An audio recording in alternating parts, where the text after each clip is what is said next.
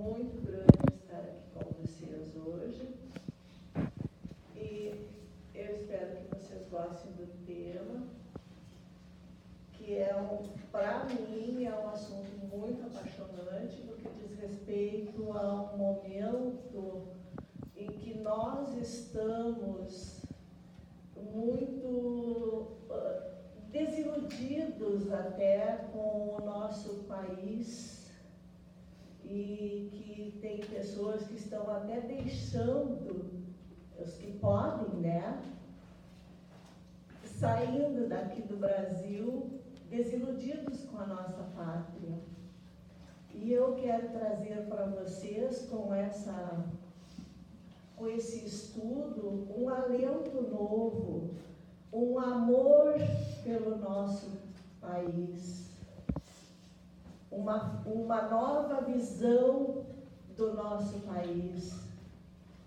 E justo hoje, num dia muito especial para nós, estudantes da doutrina espírita, que estamos vivenciando o 16º ano do desencarne do nosso Chico Xavier, porque em 30 de junho de 2002, quando nós estávamos em festa por termos conquistado o pentacampeonato mundial de futebol, o Chico, na sua humildade, nos deixou quietinho, porque ele disse que ele partiria no momento em que o país não percebesse isso, que o país estivesse muito feliz, que o país estivesse em festa. E foi nesse momento que ele escolheu para partir, no nosso pentacampeonato. Hoje são 16 anos que ele partiu. E eu trago um estudo do livro Brasil, Coração do Mundo, Pátria do Evangelho, ditado pelo Espírito Humberto de Campos. Mas eu não me baseei só no estudo do Humberto de Campos. Eu também fui nos livros da Mariluza Moreira de Vasconcelos, diversos livros dessa médium paulista, que também era uma aluna, digamos assim, uma discípula do Chico Xavier, que escreve ditados mediúnicos do Espírito Tomás Antônio Gonzaga, que foi um ouvidor geral em Minas Gerais, na época da Inconfidência Mineira. E ele vem nos contando a história da nossa pátria de uma forma muito bonita, junto com Humberto de Campos. E é isso que eu vou trazer para vocês, o porquê das coisas que estão acontecendo hoje conosco aqui. Por que nós estamos tão desalentados? Então, o nosso personagem principal, inicial, porque nós temos muitos personagens, chama-se Eliú. E ele é um dos espíritos que trabalha com Jesus na Terra. E ele era um dos mensageiros de Jesus, encarregado dos problemas sociológicos da Terra. Em meados do século XIV, Jesus resolve vir até o planeta, como nosso governador que ele é, para ver como estava a semeadura da sua doutrina, que ele deixou lá na Galileia, né? Como é que estava, se tinha avançado. Ele sabia, na verdade ele sabia, mas ele veio para dar uma conferida. Ele veio observar os progressos. E ele encontra o coração dos homens endurecidos pela impenitência, eivado de orgulho, de vaidades, o egoísmo exacerbado, agulhados pelo espinho da ingratidão e da avareza. Tudo que o Mestre nos recomendara era que nos amássemos como irmãos. E o que ele encontra? A incompreensão, a luta fratricida, a aniquilação dos povos. Houve progresso nas artes, nas ciências, nas letras, no comércio. Novas rotas foram descobertas, tanto marítimas como por terra. reunindo pátrias, mas as coroas poderosas, com tal concentração de poder e das riquezas, chegavam logo a embates e carnificinas, campeava a ambição, a inveja, a deslealdade, a traição. Este foi o quadro desolador que Cristo encontrou aqui na terra. Mas Eliú vem e diz para Jesus: mas olha, Jesus, lá, aqueles continentes que eles ainda não descobriram, lá tem um povo formado de espíritos jovens que aguardam a semente de uma vida nova. Lá tu poderá instalar o pensamento cristão dentro das doutrinas do amor, da fraternidade e da liberdade. E aí Jesus diz: Eliú, vamos para lá. E aí Jesus, com a sua caravana de luz, se dirige para o que hoje nós conhecemos como continente americano. E de longe, ele vislumbra o símbolo da redenção humana a brilhar, a cintilar nos céus, o Cruzeiro do Sul. E Jesus diz: Eliú, é lá onde está o meu símbolo que eu quero ir. É lá naquela terra, Jesus, Eliú, que eu quero plantar o meu evangelho.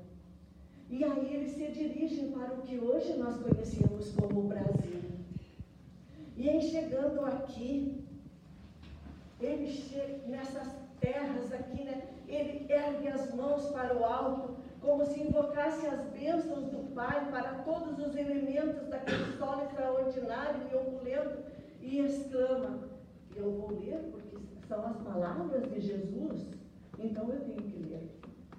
Para esta terra maravilhosa e bendita, será transplantada a árvore do meu evangelho de piedade e amor.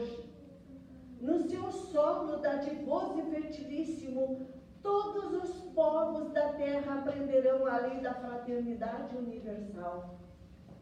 Sob estes céus, serão entoados os hosanas mais ternos à misericórdia do Pai Celestial.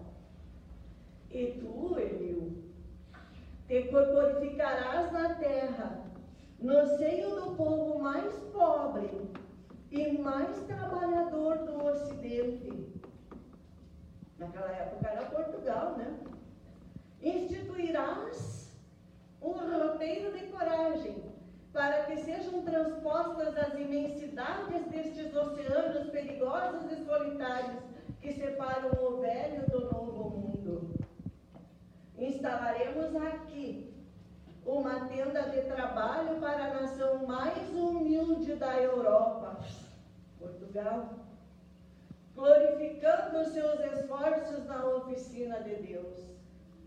Aproveitaremos o elemento simples de bondade, o coração fraternal dos habitantes destas terras novas, os nossos indígenas.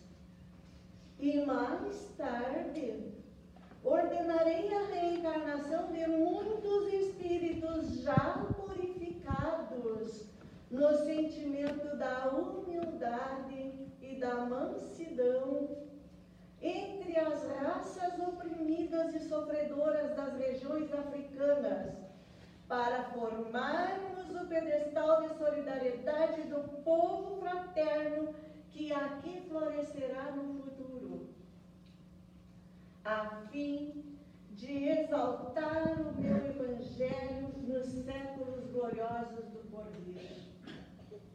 Aqui, Eliú, sob a luz misericordiosa das estrelas da cruz, ficará localizado o coração do mundo.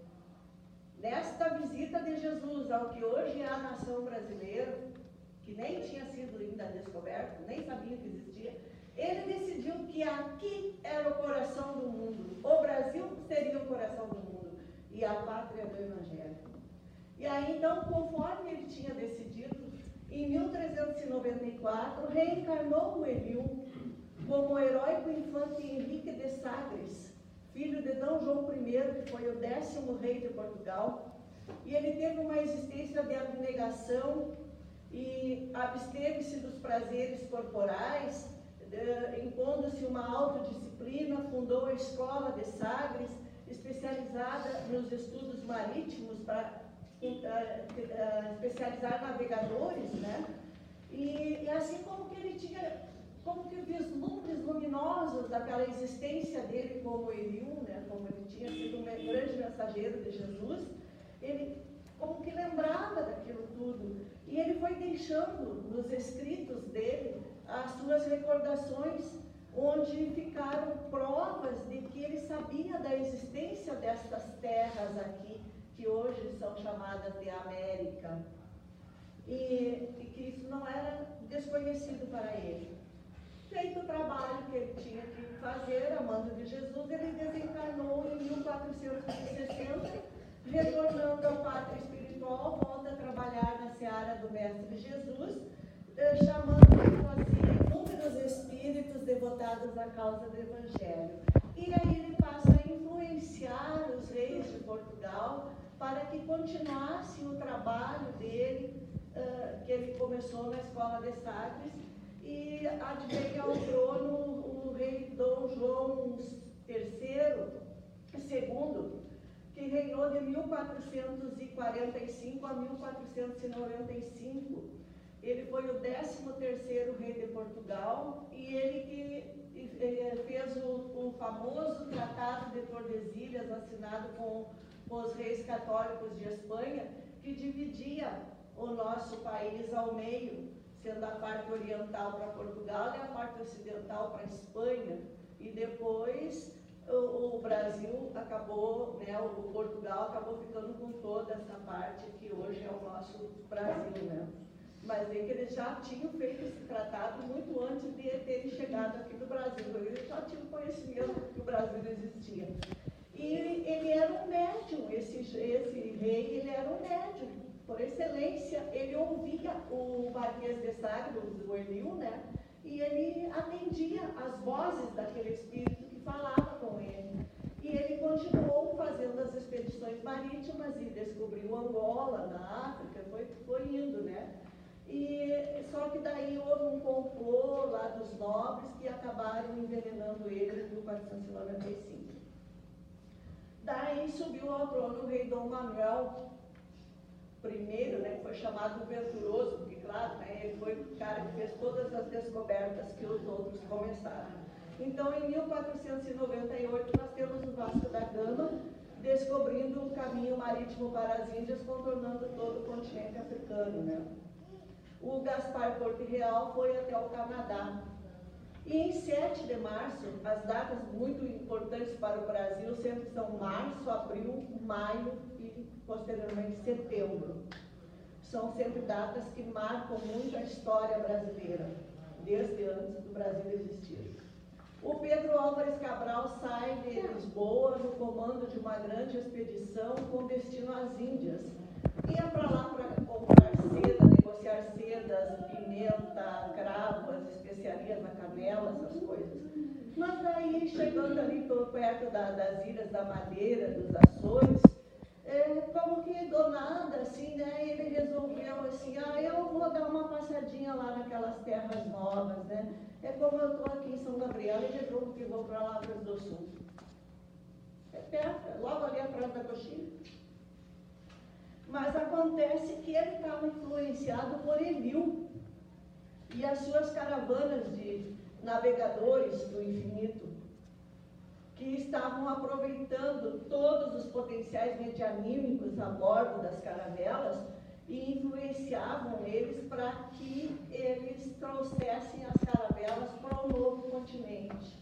E aqui eles chegaram em 22 de abril de 1500. Tudo por influência mediúnica. Porque ali Eliú é que era o verdadeiro comandante, o verdadeiro expedicionário. E aí, quando eles chegam aqui, os nativos os recebem de forma muito simples, ficaram admirados com as coisas que receberam de presente daqueles homens estranhos, né, com aqueles navios estranhos, aquelas caravelas estranhas, tudo para eles era tudo muito diferente. Houve a primeira missa, que foi a primeira confraternização universal na terra da Vera Cruz. E o Pedro Vaz de Caminha escreve a primeira carta ao rei de Portugal, ficou famosa na nossa história, contando das nossas grandezas, das riquezas que ele aqui vislumbrou, a abundância dos frutos, da fauna, da flora. Só que ele era muito fofoqueiro, né? Ele já aproveitou para fazer a primeira fofoca do Brasil para Portugal. Ele contou que Diego Vaz, que era um dos expedicionários, né? Veio aí que nasceu o povo brasileiro fofoqueiro, né? Depois disso, né? Mas foi o Diego Vaz que começou, o Pedro Vaz de Caminha começou, né? O Diego Vaz era um dos expedicionários, né? E ele muito alegre, assim, parecido comigo, assim, né? Tá, né? Ele dançou com os índios na praia, que hoje é conhecida como a Praia do Porto Seguro, onde as naus portuguesas chegaram, né? Ele dançou com os índios lá na praia. E o Pedro Vaz de Caminha contou para o rei isso. Mas, para nós, foi a primeira celebração da fraternidade na nossa terra. Foi uma grande celebração. O povo português com o povo indígena celebrando a fraternidade universal. E Eliu veio ali, porque estava ali, Eliu, estava Jesus, estavam os expedicionários espirituais estavam ali abençoando aquele momento maravilhoso. E ele vê ali, sob as vistas de Jesus, as assembleias espirituais abençoando aquelas extensas e brancas praias, as florestas verdes abundantes, né? E aquele contentamento, né? Traduzível em todos os corações ali, né? E ele já leva uma preocupação para Jesus, porque o Elilo era o governador espiritual de Portugal já, né? Ele já tinha recebido a incumbência de Jesus de ser o governador espiritual de Portugal. E ele diz: Jesus, e agora? Vai dar problema isso aí? Olha a imensidade dessa terra que nós conquistamos, que nós descobrimos. O Portugal é desse tamanhinho. Portugal não tem exército, o exército é pequeno, Portugal é pobre. Olha aquelas nações da Europa ambiciosas, aqueles reinos todos lá, vão nos tirar essa terra, vão invadir essa nossa conquista aqui, vão nos roubar. E agora, Jesus, o que é que nós vamos fazer? Mas aí Jesus, né, como sempre, tem solução para tudo. Ele só não tem solução para uma palestrante assim meio desajeitada, né? Ele dá a solução para ele, né? Elio, afasta essas preocupações e receios inúteis, e aqui eu vou ler novamente, porque é Jesus falando. A região do Cruzeiro, isso aqui que me encanta. A região do Cruzeiro, onde se realizará a epopeia do meu evangelho, estará, antes de tudo, ligada ao meu coração, eternamente ligada ao meu coração, diz Jesus. É um compromisso eterno. As injunções políticas terão nela atividades secundárias, porque acima de todas as coisas, em seu solo santificado e exuberante, estará o sinal da fraternidade universal, unindo todos os espíritos. Sobre a sua volumosa extensão pairará constantemente o signo da minha assistência compassiva, e a mão prestigiosa e potentíssima de Deus pousará sobre a terra da minha cruz com infinita misericórdia. Querem coisa mais que isso? As potências imperialistas da terra esbarrarão sempre nas suas claridades divinas e nas suas ciclópicas realizações. antes de estar ao lado dos homens, é ao meu coração que ela estará ligada para sempre. Jesus diz isso. Jesus diz isso. Quem escreveu essas palavras, ditas por Jesus nesse dia maravilhoso da descoberta do Brasil, foi o espírito de Humberto de Campos, que é o trabalhador da falange de Cristo. E aí, entre a falange e espíritos que glorificavam aquele sublime momento, Jesus escolhe Ismael e diz para ele: Ismael, manda o meu coração que doravante sejas o zelador dos patrimônios que constituem a terra do cruzeiro. Receba-a nos teus braços de trabalhador devotado da minha seara, como a recebi no coração, obedecendo às sagradas inspirações do nosso Pai. Reúne as incansáveis falanges do infinito que cooperam nos ideais sacrossantos de minha doutrina e inicia desde já a construção da pátria do meu ensinamento. Para aí, transplantei a árvore da minha misericórdia e espero que a cultives com a tua abnegação e com teu sublimado heroísmo. Ela será a doce paisagem dilatada de Tiberíades que os homens aniquilaram na sua voracidade de carnificina. Guarda este símbolo de paz e inscreve na sua imagem a pureza do lema da tua coragem e do teu propósito de bem servir a causa de Deus. E, sobretudo, lembra-te, sempre estarei contigo no cumprimento dos teus deveres, com os quais abrirás para a humanidade dos séculos futuros um caminho novo, mediante a sagrada revivescência do cristianismo. E aí Jesus entrega para Ismael uma bandeira branca, onde se inscreve com tinta celeste: Deus, Cristo e caridade, o lema de Ismael. E desde então Ismael e as suas falanges vêm amparando o Brasil como nosso governador espiritual. Por 3 séculos nós somos colônia de Portugal.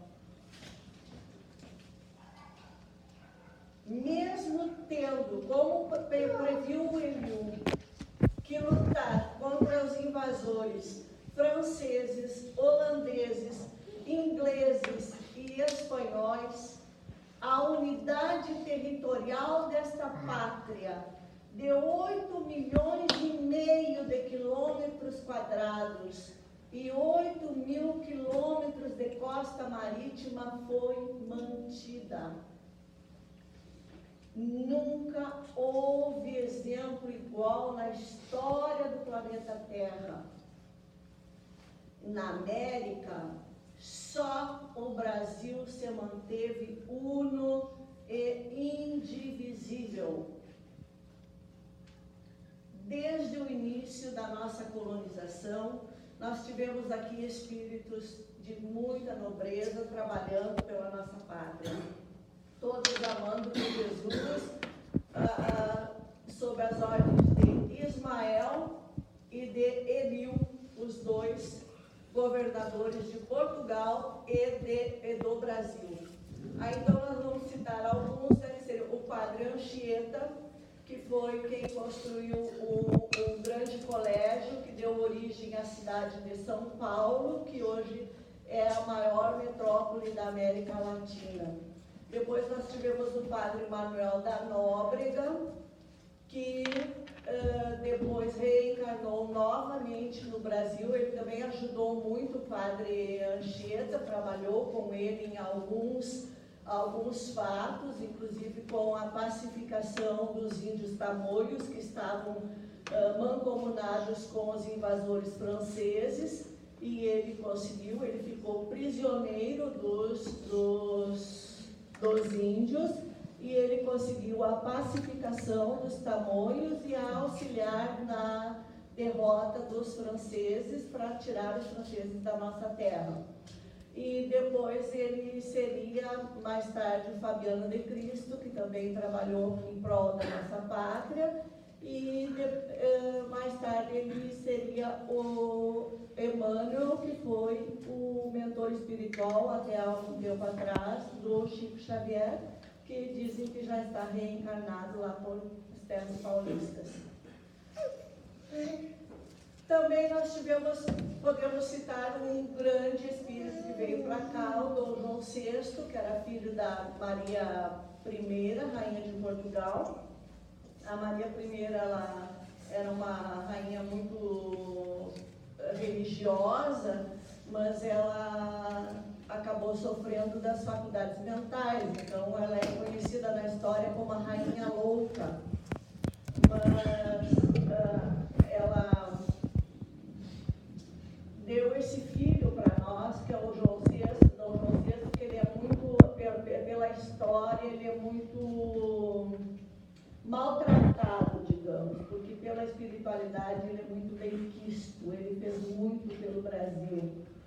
Começando, eles eram fugindo das guerras napoleônicas, ele trouxe toda a corte portuguesa para cá, começou levantando o Brasil de colônia para Reino Unido de Portugal e Algarves, abrindo os portos do Brasil para todas as nações, e começou economicamente o Brasil a crescer, e as coisas começaram a melhorar bastante para os que já eram brasileiros, né? Os filhos de portugueses com índios e com os africanos, né?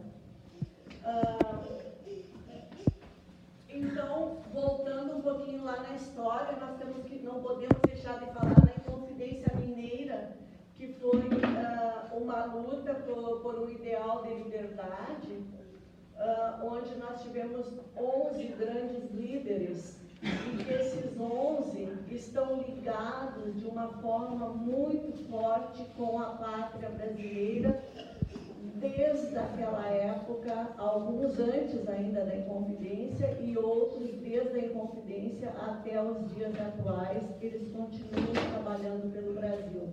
Então, eu vou delinear para vocês um pouco da história deles aqui.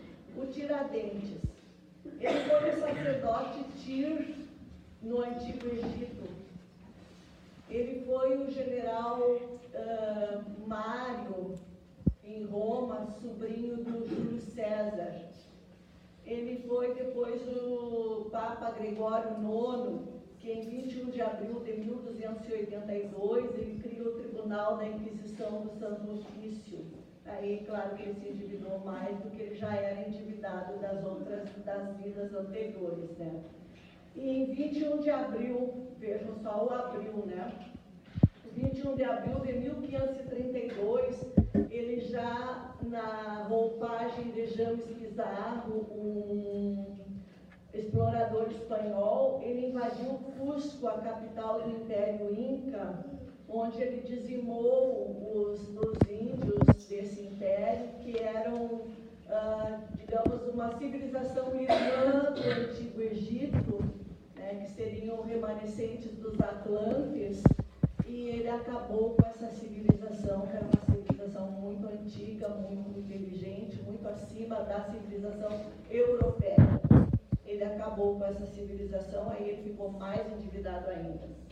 E então, em 21 de abril de 1792, ele vem a perecer por enforcamento, como o Tiradentes, né, o Alferes José Joaquim da Silva Xavier. Ele se intitulou o chefe da Inconfidência Mineira, tomando a si a culpa de todos os 11 inconfidentes, que eram 11 chefes, né? Onde o Tomás Antônio Gonzalez seria o presidente da República que eles pretendiam implantar no Brasil, e ele seria um militar somente, né? Mas ele acabou tomando a si a culpa toda, para livrar todos os outros seus parceiros de muitas vidas passadas. e porque ele tinha todas essas dívidas tão grandes aqui, ali ele se livrou. E no momento em que ele está para perecer na forca, Ismael recebe o seu espírito, o nosso Ismael, governador espiritual, recebe o seu espírito e o leva para as regiões espirituais mais altas, porque ele purgou todos os seus erros pretéritos e ele passa a ser um grande trabalhador pela pátria do Brasil até os dias atuais. E ele acabou influenciando muito a nossa independência de Portugal, porque através da imperatriz Dona Leopoldina, que era mais sensível mediunicamente do que o Dom Pedro I, e ela também tinha uma ligação mais forte com ele, porque ela era a reencarnação de Nefertiti, a esposa do faraó Renato, que ele tinha derrubado lá na 18ª dinastia, lá no Egito, como sacerdote Tir. Ela consegue perceber, ouvir as sugestões do Tiradentes, e ela acabou decretando a independência do Brasil. Mas como ela era austríaca, o José Bonifácio de Andrade Silva disse que não podia publicar. Na regência dela, né, quando houve aqueles fatos que os portugueses começaram a apertar o Brasil e coisa e tal, querendo que o Dom Pedro fosse embora e tal, ela decretou a nossa independência. Mas José Bonifácio disse, não, você é austríaca, você não pode, tem que ser o Dom Pedro. Aí ela manda a carta da independência para o Dom Pedro, e é no momento que ele está às margens do Ipiranga que encontra a carta dela com os laços verde e amarelo, que é as cores dos Habsburgo e dos Ormos de Bragança. Ele recebe a carta dela e dá o famoso grito do Ipiranga, sugestionado pelo Tiradentes, porque o Dom Pedro ali conseguiu ouvir o Tiradentes porque ele estava adoentado, ele estava com problema gástrico, então ele estava frágil fisicamente, e ele conseguiu ouvir o Tiradentes. E aí vamos acatar a disposição da minha esposa, Dona Leopoldina, e vamos acatar essa voz que me diz, independência ou morte, vamos fazer a nossa independência. Então, ali foi o Tiradentes ajudando. Daí, depois, nós temos assim, outros inconfidentes. Um deles assim, nós tivemos o Michelangelo, que todo mundo sabe, assim, né, que foi um grande escultor, pintor. Naquele tempo, o escultor, pintor, era até engenheiro, era tudo um pouco, né? O Michelangelo, ele pintou a Capela Sistina no Vaticano, ele fez a estátua de Davi, a estátua de Moisés, que são umas obras raríssimas, né? E que todo mundo que pode admira, ou pelo menos em foto, ou quem pode vai ver pessoalmente. E a estátua de Moisés, ela ficou tão perfeita que ele chegava a dizer para ela, fala, Moisés! E depois, né, ele reencarna, que ele teve outra encarnação, que ele foi muito malvado, que ele era um senhor de escravos e ele era muito, muito mau. E ele vem reencarnar aqui como o nosso Aleijadinho das Minas Gerais, que era um grande escultor e pintor também, que fez obras de arte, estão lá esparramadas por todas as Minas Gerais, nas igrejas. Só que ele teve era chamado de Aleijadinho porque ele tinha o problema da hanseníase, e foi comendo o corpo dele, né, aos pouquinhos, né. Ele era filho de uma negra, Isabel, com um português. E mais tarde, lá na época da abolição da escravatura, ele nasce como um mulato, o José do Patrocínio, que foi um grande abolicionista, que tinha um jornal onde ele escrevia bastante sobre a abolição e também sobre a República, porque era uma época que os republicanos estavam em polvorosa, né? E a própria Isabel sabia o onde ele dizia para ela, o esposo, né? No momento que você assinar, que você decretar a abolição da escravatura, você está decretando o final do império. E ela sabia disso, que era o fim do império, porque os donos, né, não aceitariam o final da escravatura, porque era uma mão de obra que eles não gastavam nada, eles exploravam e não tinham gastos, né? E qualquer outra mão de obra implicaria em gastos que eles não podiam ter. E a princesa Isabel era grande amiga do José do Patrocínio, porque a princesa Isabel era a reencarnação da negra Isabel, que era mãe do Aleijadinho. Daí a amizade dos dois, e daí os dois seriam abolicionistas. Aí, por isso que a Isabel decretou a Lei Áurea, assinou a Lei Áurea. E era muito amiga, ela recebia os negros, os mulatos, ela sempre lutou, ela vendeu joias, a própria mãe dela também vendeu todas as joias que tinha, as poucas joias que tinha, para comprar carta de alforria. Eles fizeram tudo que puderam para ir comprando cartas de alforria para os escravos. Outro que nós temos também dos Inconfidentes, o nosso senador Ulisses Guimarães. Ele foi o sacerdote Uli no Egito, na mesma época do sacerdote Tir. Eles eram os dois do templo de Mênfis, lá no Egito. No mesmo momento em que o helicóptero do Ulisses Guimarães caía nas águas aqui no Brasil, Angra dos Reis, né? Foi Angra dos Reis, né? Lá no Egito, no mesmo horário, no mesmo momento, acontecia lá no Egito que o rio Nilo invadia as terras e o mar invadiam as terras e pereceram lá 450 pessoas.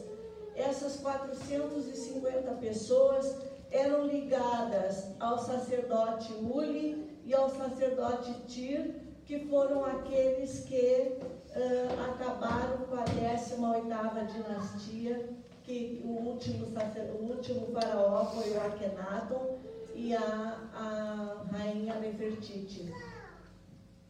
Tudo causa e efeito. Nós temos também o Salvador Gurgel. Ele vem depois como Juscelino Chefe de Oliveira para fazer a construção de Brasília lá no Planalto Central, como os Inconfidentes queriam já. Entre os seus planos já estava levar a capital do Brasil para o Planalto Central. O Silvério dos Reis, o nosso Tancredo Neves, que veio para promover a abertura política. Ele morreu antes da posse, como aconteceu antes dele com o Rodrigues Alves, também morreu antes da posse. O Augusto César Vanucci, era diretor da Rede Globo, diretor de entretenimento, ele faleceu em 1992, foi ele que introduziu o espiritismo nas novelas. Ele era Pietro Vanucci, lá na Itália, amigo do Michelangelo, que depois veio a ser o Aleijadinho, também trabalhou na Inconfidência Mineira. Entre os outros Inconfidentes, nós temos o Oscar Niemeyer, Sobral Pinto, o Ayrton Senna. O Ayrton Senna, lá no Egito, ele tinha o nome de Senaa. Na época do Tir, do Uli, ele era uma espécie de, eu vou dizer, secretário, tá? Das rainhas, das esposas dos faraós. Ele foi da esposa do faraó Tutmés, do Amenófis III e do Amenófis IV, que trocou o nome para Akhenaton, porque ele já acreditava num Deus único. Senaa. O Raul Pompeia, o André Rebouças, José de Alencar, Machado de Assis, Campos Salles, o nosso maestro Carlos Gomes, que levou o nome da música brasileira para o mundo inteiro, Tomás Antônio Gonzaga, o Dirceu de Marília. Ele vem como Castro Alves, na época da abolição da escravatura, em defesa do negro, em defesa da abolição, lutando pela abolição, como ele já tinha lutado lá na Inconfidência, que ele seria o nosso primeiro presidente lá naquela Inconfidência. E ele faz as poesias Navio Negreiro e Espumas Flutuantes. Faleceu com 36 anos com a tuberculose. Aí nós temos também o José Maria da Silva Paranhos, que acompanha na espiritualidade o desencarne de Dom Pedro II, em 5 de dezembro de 1891, e reencarna se tornando ministro de João Goulart, com o nome de Rio Branco Paranhos, ou seja, ele reencarna na mesma família. Como a gente sabe que nós podemos reencarnar na nossa mesma família. Eu hoje, Neuza Menezes, eu posso reencarnar nascendo de uma bisneta minha, ou de um bisneto meu, né, alguém da minha família, né? O Antônio Silva Jardim, a gente vê as ruas aí, a Rua Silva Jardim, não sabe quem foi. O Antônio Silva Jardim foi um grande abolicionista e também estava na Inconfidência. Ele desencarnou no Vesúvio, lá em Pompeia, em 2 de outubro de 1890. Ele estava passeando lá, e o Vesúvio em erupção, e de repente, né, aconteceu uma erupção e ele veio a desencarnar. O José Álvares Maciel, que vem a ser o nosso Monteiro Lobato, ele inspira-se na pianista, jovem, a menina pianista, começou aos 4 anos, uma sumidade, né, a Guiomar Novaes, e o personagem Narizinho. Ela que era a reencarnação da Dona Maria Rosa, a esposa do Visconde de Barbacena, que era governador das Minas Gerais, e ela é descendente do Marquês de Sabugosa. E aí ele cria os personagens do Pica-Pau Amarelo, lá das recordações dele de Minas Gerais, de quando ele era o José Álvares Maciel de Minas Gerais. Ver como as nossas recordações nos trazem bem à tona em outras vidas, né? Aí nada a ver com a Inconfidência. A Inconfidência já acabou, tá? Nós temos o Dom Pedro II, é a reencarnação daquele centurião romano, Longinus, que fez Jesus uma lança.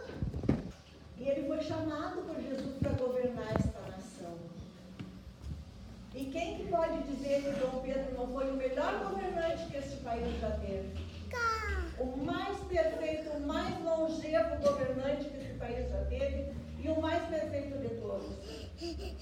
O mais democrático governante, apesar de ser uma monarquia tida como absolutista, porque, né, tinha um parlamento, mas ele era um monarca, ele era um imperador. Ele ouvia o parlamento, mas ele decretava. E quais foram os erros que ele cometeu? Interferir na Argentina, no Uruguai, com Olivos e Rosas, e a guerra do Paraguai, que é o nosso segundo karma coletivo, que nós estamos pagando até hoje. Os problemas que nós temos hoje, oriundos ainda da guerra do Paraguai. Mas houve um grande ganho, que é a política externa do nosso país, que até hoje respeitou os vencidos naquela época lá, não cobrou nada, e respeita até hoje a inviolabilidade e a liberdade dos países vizinhos. E aí nós temos muitos outros. Aqui em São Gabriel, hoje eu conheci o doutor Mena Barreto, aqui, 6ª geração da família Mena Barreto. Me convidou para entrar na casa dele, eu não entrei porque eu tinha que vir aqui. Se eu entrasse, eu não sairia de lá hoje. Né? E o povo de São Gabriel é um povo muito receptivo. Né? E eu andei passeando aí, tirando fotos dos casarões, dessas casas ancestrais, ali o Plácido de Castro, né? Plácido de Castro, né? Aquele casarão maravilhoso, né? Que ele foi fazer lá no norte do país.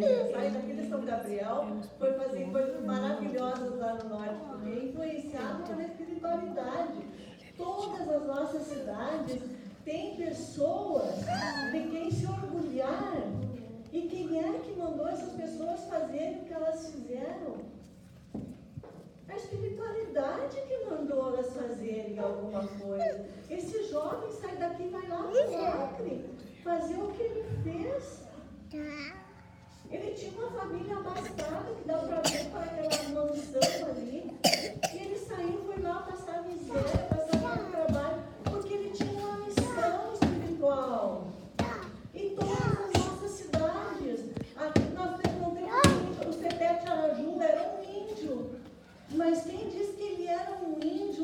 selvagem.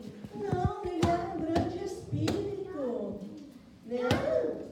E assim nós vamos sendo. Cada cidade aí tem muito de seu auxiliar. Aí vocês vão me perguntar, tá, mas tu falou tudo isso tão bonitinho e o Brasil de hoje, o que está acontecendo aí com esse povo aí roubando a mão cheias? Bilhões e bilhões sendo roubados aí, que não, esse pessoal não se importa de roubar esses bilhões que deveriam ser usados aí para a saúde, para a educação, para a segurança pública, né? A geração de empregos, cargos populares, sei lá o quê, né? A seca lá no Nordeste, que aquilo ali é só para campanha eleitoral, as enxurradas do Sudeste, só serve para fazer campanha. Aqui a sonegação de impostos, o mensalão, o roubo da Petrobras, eu nem que lembro, porque é muita coisa, né? A Lava Jato, as facções criminosas que estão tomando conta dos nossos estados aí, enfrentando as nossas valorosas polícias militares, né? As nossas polícias com um revólverzinho 38, os caras lá com coisas automáticas lá, né? Importadas, aquelas coisas que fura até carros blindados, não sei lá, são coisas muito, né? As drogas, gente, mas o que é isso? As nossas famílias estão sendo dizimadas pelas drogas, é um desespero de pai, de mãe, de famílias inteiras que não sabem mais o que fazer. A música não tem ritmo, não tem letra, não tem conteúdo mais nenhum. A televisão, tu não consegue mais assistir nada. Se tu pudesse torcer o aparelho, acho que saía sangue ali. Os programas televisivos é só violência, é uma completa inversão de valores morais. Mas olha só, nós somos culpados de tudo que está aí. Jesus escolheu os indígenas, os portugueses e os africanos para fazer a raça brasileira. E o que foi que nós fizemos? A primeira coisa que nós fizemos, pegamos o africano e escravizamos. Por que nós escravizamos o africano? Porque ele era manso e humilde, ele já estava pacificado. Era manso e humilde. O índio não tinha como você escravizar. Era um ser libertário. E o português era preguiçoso. E achava como acha até hoje, eu sou descendente de açorianos, que é um demérito trabalhar. Tu pegar uma vassoura, pegar um balde para trabalhar, não, eu não vou passar uma vassoura aqui no chão, eu não vou passar um pano no chão, isso não, eu estudei, por que eu vou passar? Eu vou chamar alguém que faça essa faxina. 500 anos se passaram e nós continuamos pensando que trabalho é um demérito. Nós nos inventamos de trabalhar. Trabalho humilde, com dificuldade para ganhar um trocado ali, uma vida inteira de trabalho para dar estudo para os nossos filhos. Porque trabalhar é um demérito. Tem que estudar. Tem que estudar. Não tem mais quem faça o serviço que os nossos avós faziam. Quem é que hoje sabe fazer uma cerca de arame? Quem é que sabe trançar um arame, trançar uma corda? Muito poucos. Muito poucos. Quem é que sabe fazer um alambrado? Essas coisas saíram de moda. O primeiro karma coletivo do povo brasileiro, a escravidão. Eles vieram para cá para serem nossos irmãos, para comporem o nosso povo, e nós os escravizamos. E as guerras que tingiram de vermelho o solo pátrio, irmão contra irmão, aqui, as nossas revoluções aqui no Rio Grande do Sul, aqui em São Gabriel, Então, olha a nossa volta aqui em São Gabriel, que eu conheço um pouquinho da história, que eu amo história. A nossa Revolução Farroupilha, irmão contra irmão, por causa de diferenças de ideias. Tudo isso são karmas que nós agregamos para a nação brasileira. E agora eu vou contar para vocês uma historinha do Chico. Está lá nos livrinhos dele. Um casal com 3 filhos jovens, entre 14 e 17 anos, por aí. Eles saem de São Paulo para Minas, ou de Minas para São Paulo. Eu não sou muito chegada nessas coisas. Assim. Eu sei contar as histórias, mas não sei tudo. Aí, eu vou contar uma curta. Simplesmente assim, eles vão visitar um casal de amigos, tem filhos também mais ou menos da mesma idade, e os filhos deles perecem afogados na piscina do casal que eles foram visitar. Os 3. Aí eles começam a ir lá para o Chico Xavier, lá para tentar descobrir o que houve. Eles perderam os 3 filhos, assim. O que eles fizeram? Para perder os 3 filhos. A vida deles toda estava ali naqueles filhos. No dia que tem a permissão, eles vêm e escrevem a carta e contam para os pais. Na Guerra do Paraguai, mais precisamente na Batalha Naval do Riachuelo, eles eram jovens oficiais e afundaram um navio inimigo. E em vez deles recolherem os náufragos, eles pegavam com as suas lanças e afundavam os náufragos que nadavam até o seu navio para serem recolhidos. E eles riam, se divertiam com isso. Pereceram pela lei de causa e efeito. Aí os pais se conformaram, né? Entenderam que tudo que tu faz, tu paga da mesma forma.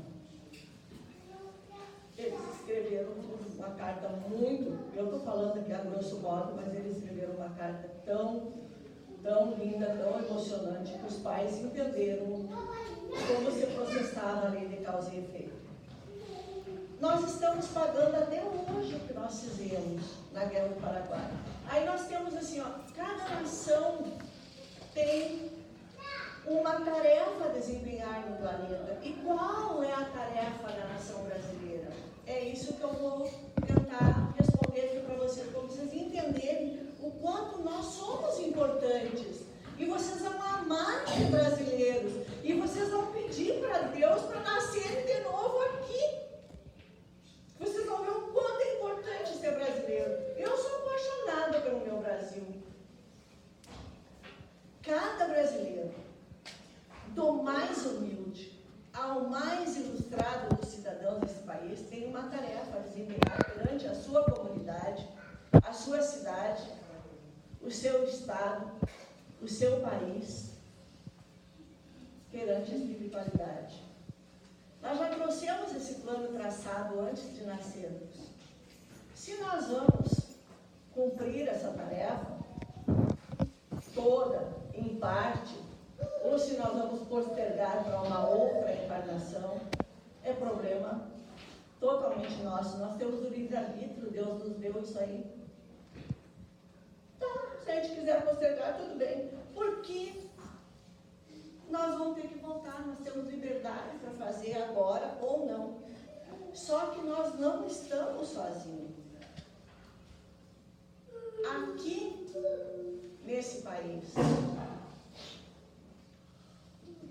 está o povo mais religioso do mundo.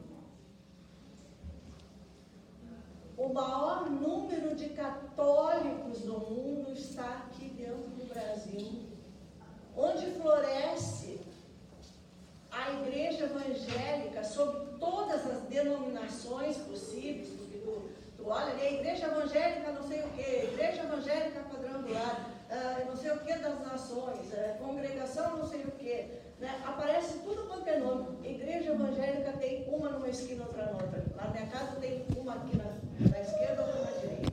Só que não tem lá na frente da minha casa um centro espírita, acho que eu vou ter que abrir um. Que tem todas as igrejas em volta, na mesma quadra, assim, tem tudo que é igreja. Só, até a morte não tem. Só só não tem o centro espírita. Aí o meu marido disse assim, tu vai abrir ainda, tu vai abrir, ele disse para mim. E ele não acredita, né? Em espiritismo, né? Ele diz que a vida acaba depois da morte. E o espiritismo? Nós somos o maior difusor do espiritismo no mundo. Nasceu lá na França com Kardec, nosso codificador. Mas onde é que está o maior número de espíritas? Os maiores difusores, os maiores escritores e palestrantes e tudo. Olha, eu aqui, até eu estou aqui palestrando. O Chico estava aqui quinta-feira, né? Talarico estava aqui outro dia. Você imagina o Talarico, o Chico, eu? Imagina só. Quantos palestrantes, né? Esse país é cheio de palestrantes. Olha só, Adolfo Bezerra de Menezes. Ele veio, reencarnou a pedido de Jesus. Você sabe o que é isso? Aí você diz, o Bezerra de Menezes foi um médico caridoso. Ele não era só um médico caridoso. Ele reencarnou a pedido de Jesus. E ele foi o consolidador do movimento espírita no Brasil.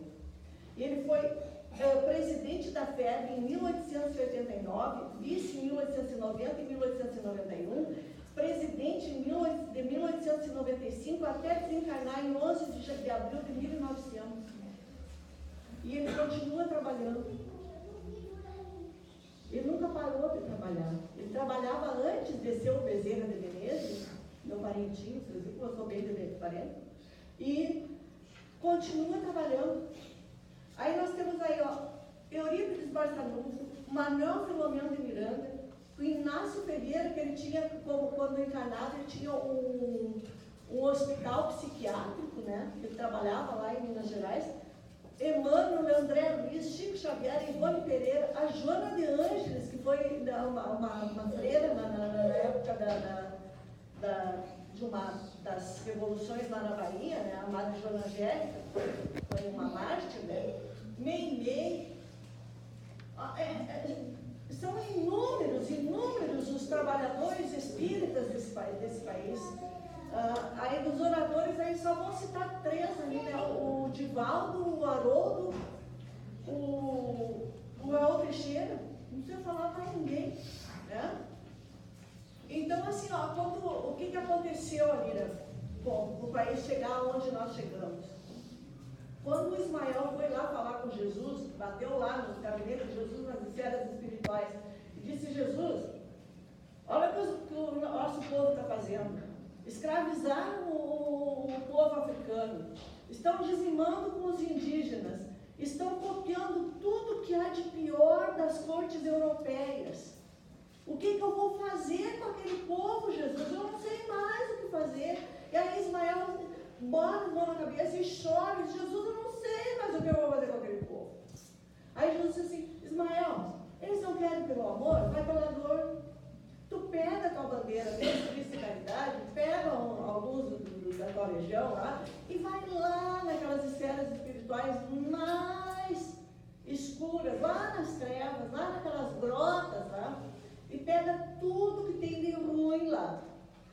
Vai lá, recolhe os falidos das cruzadas, aqueles generais, né? Os senhores feudais, os generais dos exércitos conquistadores, aqueles assassinos cruéis, os inquisidores, todo o povo falido do mundo, leva tudo para nascer lá no Brasil. Quem são eles? Somos nós. Somos nós.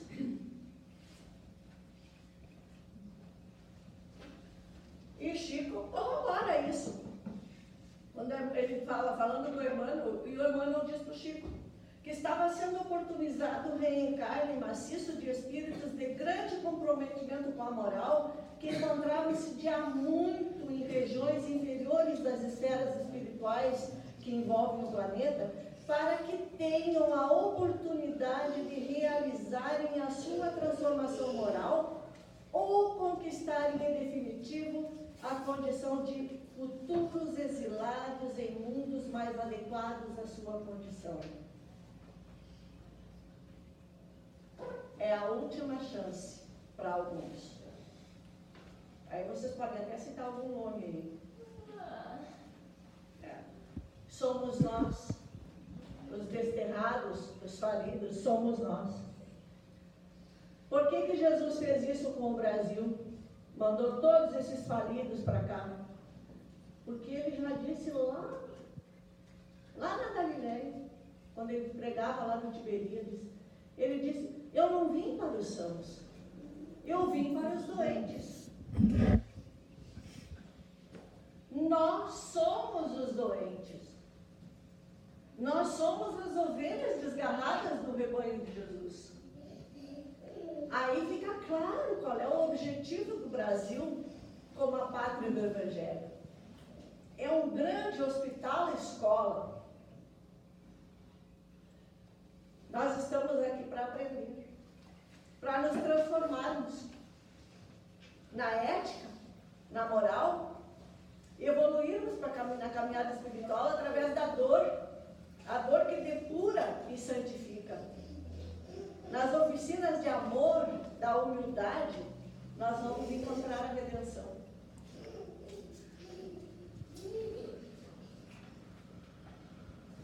Aí vocês vejam, né, a misericórdia, né, do nosso Pai que nos dá essa chance da gente voltar, da gente vir aqui tentar fazer essa reforma, tentar melhorar e ganhar essa chance de poder voltar novamente aqui. Se nós passarmos nessa prova, nós podemos voltar e continuar trabalhando para a regeneração do planeta, continuar trabalhando para a regeneração da nossa pátria. Aí nós temos a necessidade, para nós continuarmos, de conscientização é que devemos procurar a educação pessoal e coletiva nos desdobramentos para a evolução espiritual, social e econômica da nossa pátria. Porque compete a cada um de nós exercermos com muita responsabilidade a nossa cidadania com trabalho e a fé. O Allan Kardec já nos apresentava a solução para a miséria social que nós vivemos. Um programa que realizaria o mais absoluto progresso da humanidade se os seus princípios fossem integralmente aplicados: liberdade, igualdade e fraternidade. Solidários entre si, estes três princípios completam o edifício social. A persistência para alcançarmos o progresso psicológico, ético e social, que nos tornarão pessoas com novas aptidões morais, pois a perseverança é uma virtude indispensável ao bom cristão. Peçamos a Deus que inspire os nossos governantes dos três poderes no leme da Pátria-Mãe, nesta hora amarga, em que verificamos uma inversão de quase todos os valores éticos e morais no seio da humanidade. Que saibam eles, com muita responsabilidade, colocar sempre o bem coletivo à frente de tudo, no mais alto e magnânimo cumprimento dos seus deveres patrióticos. E a nós, aprendizes e praticantes do Evangelho de Jesus, cabe exercermos as nossas atividades de esclarecimento e de educação, levando avante a bandeira do Evangelho, praticando a caridade sem ostentação, enquanto nós vamos também nos fortalecendo, pois somos os maiores endividados. E eu digo para vocês que mais endividados são aqueles que vos falam aqui na frente. São os mais endividados. Espalhando as sementes produtivas da construção de uma sociedade mais justa, baseada nos conceitos de fraternidade universal, acolhendo sempre os irmãos de todas as raças que continuamente estão a chegar em nosso país em busca de refúgio e vida nova. Porque esse é o destino do Brasil. A cada um de nós, seguidores de Jesus, que o Pai, em sua infinita misericórdia, nos abençoe e nos fortaleça, sustentando-nos nas lutas depuradoras da nossa vida material. Muito obrigado pela atenção de vocês. Desculpe a conversa muito longa, muito histórica, mas o que eu queria, o meu objetivo maior era chamar o coração de vocês para voltarem, quem estava desassossegado com o nosso país, voltarem a amar este país maravilhoso que Jesus escolheu como a sua pátria do Evangelho. Muito obrigada.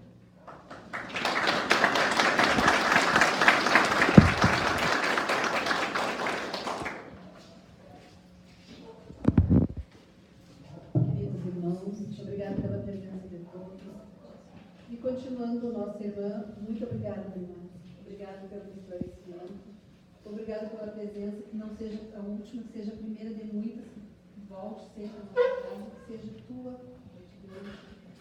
E obrigada, irmãos, pelos nossos 20 anos de casa, que nos deu essa irmã, nos trouxe essa irmã para colaborar conosco.